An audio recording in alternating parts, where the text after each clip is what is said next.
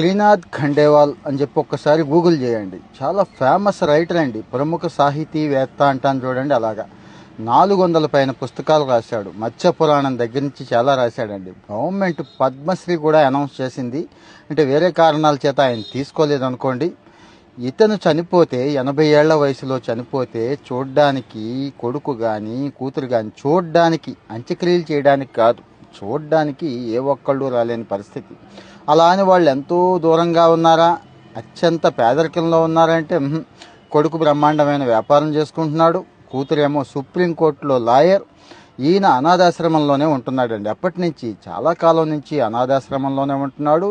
ఆస్తిపరుడు అని చెప్పాను కదా, 80 కోట్ల ఆస్తి ఉందండి. ఇక్కడ 2 క్వశ్చన్స్ వస్తాయి అందరికీ కూడా. వెంటనే అయ్యో పాపం అంటాం మనం ఆయన్ని.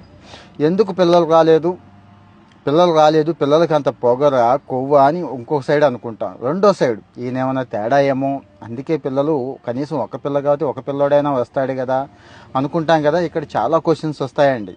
మరి ఇవేంటి అంటే ఆయన స్వతంత్రంగా ఉండాలి, స్వతంత్ర భావజాలం ఉన్న వ్యక్తి. అంటే నాకు నచ్చినట్టుగా నేనుంటాను, నా ఆస్తి నా ఇష్టం, మీకు రాస్తే రాస్తాను, రాయకపోతే రాయను అని చిన్నప్పటి నుంచి అలవాటు చేసినట్టున్నాడు. అది వాళ్ళకి నచ్చి ఉండకపోవచ్చు. అంటే ఇవన్నీ కూడా అనుకుంటున్నవే, గుర్తుంచుకోండి మళ్ళీ. అంటే ఆ పిల్లలు ఏదో అడుగుతారు, చిన్నప్పటి నుంచి చేసిందంతా కూడా పోతుందండి. మీరు 99 చేయండి, ఆ ఒక్కటి చెయ్యకపోతే అంతే సంగతి అన్నట్టుగా. అక్కడి నుంచి మా నాన్న అంత చెడ్డోడే లేడు అని సింపుల్గా తేల్చి పడేస్తారు. అది ఎంత దాకా వెళుతుంది అంటే ఇక నాన్నని పూర్తిగా వదిలేసుకునే అంత. ఇతనేమో సాహితీవేత్త, మరి స్వతంత్ర భావజాలం కలిగిన వాడు, కాస్త మైండ్ మెచ్యూరిటీ ఉన్నవాడు, 100 పుస్తకాలు రాశాడంటే ఆలోచించండి. అలా ఆలోచించాడు ఈయన. ఇంకా రెండో సైడ్ కూడా ఆలోచించాలండి, పిల్లల సైడ్. పిల్లలు జనరల్గా ఎక్స్పెక్టేషన్ ఉంటాయి, ఎక్కువే ఉంటాయండి. ఒక మాదిరి పిల్లల్లోనే బాగా ఎక్కువ ఉంటున్నాయి. మరి వీళ్ళల్లో ఉండవా? 80 కోట్ల ఆస్తున్నప్పుడు, తండ్రికి ఎంత ప్రాపకం ఉన్నప్పుడు ఉంటాయి. కానీ మరి ఎక్కడో తేడా వచ్చింది. ఈయన కూడా ఎక్కడైనా కాస్త తగ్గి వాళ్ళకి కావాల్సింది మరి ఇచ్చి ఉండలేదా, లేకపోతే ఇంకా ఏదైనా డిఫరెన్సెస్ ఉన్నాయా అనేది తెలియాలి.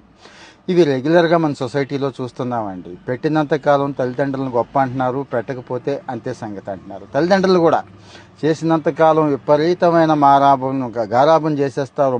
అసలు చిన్న మారం కూడా చేసే అవకాశం పిల్లాడికి ఇవ్వరు. కానీ పెద్దయ్యాక అది ఎక్కువైపోతుందండి. అంటే కోరికలు వగైరా ఆశలు ఎక్కువైపోయి ఇంకా ఏమీ చేయలేని పరిస్థితి ఎప్పుడు పెద్ద అయిన తర్వాత. అక్కడ తేడా వచ్చేస్తుంది.